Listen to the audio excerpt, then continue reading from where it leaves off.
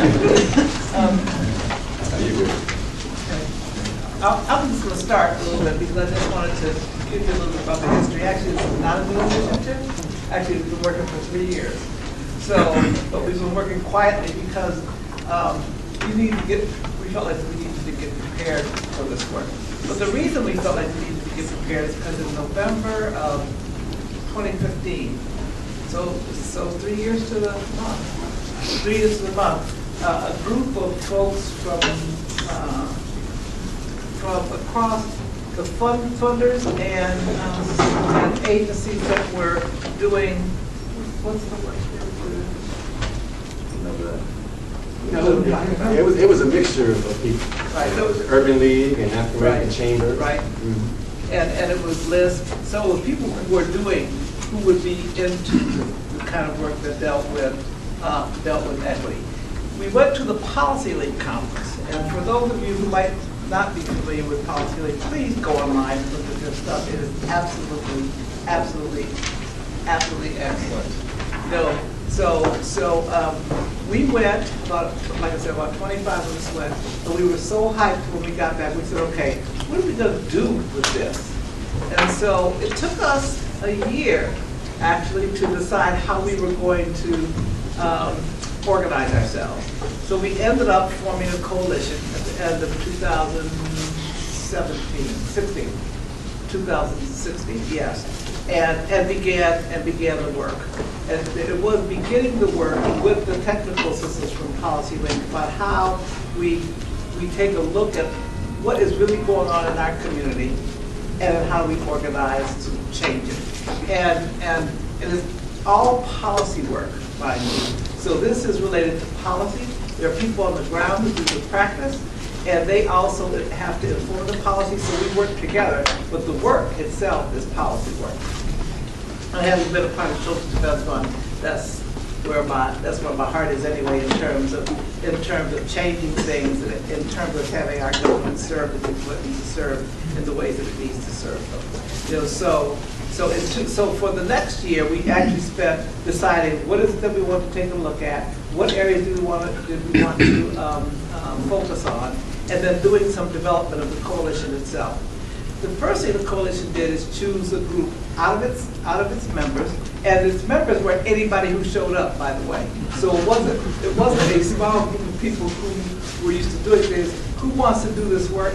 Come on, and then let's organize ourselves to get it done. So the coalition itself chose a core team of about 15 to 18. That's right. About 15 to 18 people to actually, be the ones who can kind of guide the work. Because a coalition can't do that.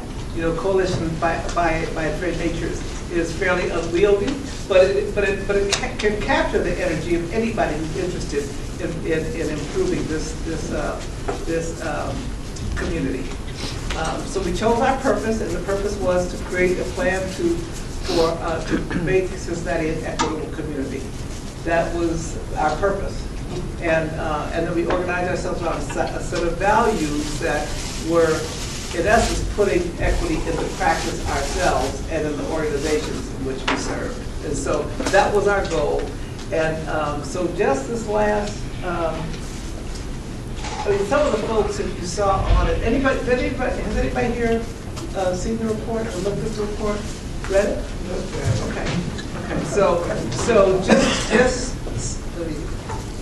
I just wanted to talk about some of the people who were. Sure. Yeah. List organizations and projects.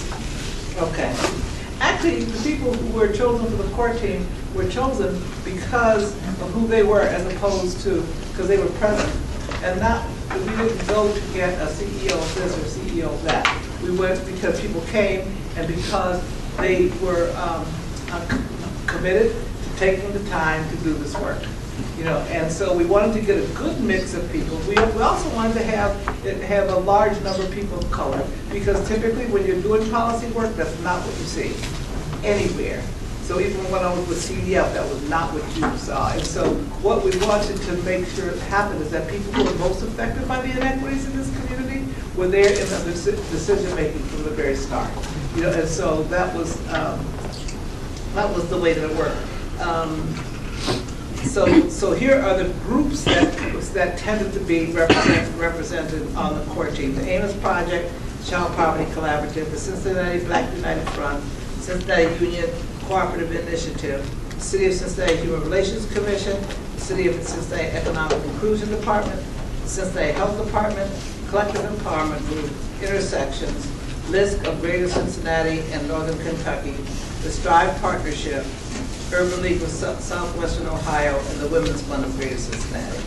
So to describe All-In is to say we are a community-led initiative in partnership with those people who are funding us. So it is not a, absolutely, okay. Yeah, because people don't quite know where we fit, because we are rather amorphous, and we have a wonderful set of staff, which are all of us volunteers, plus the staff of Interact for Health, Greater Cincinnati Foundation, and United Way. So their staff members are work with the core team and are part of the work and understanding of the partnership, how we can move the partnership forward. It is an unusual arrangement, if you will. I don't know that it has happened. I've seen it work this way in other spaces, but from what we can tell from across the country, that kind of partnership actually tends to allow you to move forward a little more easily. Yes, sir. And what is our name? Our name is, my name? No. All-In Cincinnati. All-In Cincinnati. And the All-In actual movement was proposed by PolicyLink at that conference. And they kind of invited people from across the country. They said, any of you who are interested in doing this work, we're trying to start an initiative with you, working both at the national level and you at the local level, in terms of how we really move equity forward in this country, period. And so the folks who have been there from Cincinnati said yes, right. yes, yes, and yes. And so, just to add to that, PolicyLink is supporting similar work in Pittsburgh and Baltimore, in New Orleans, a lot of cities that are similar to Cincinnati, cities that are facing similar inequities that we are. So we get to learn from them and have exchanges with them on a regular basis.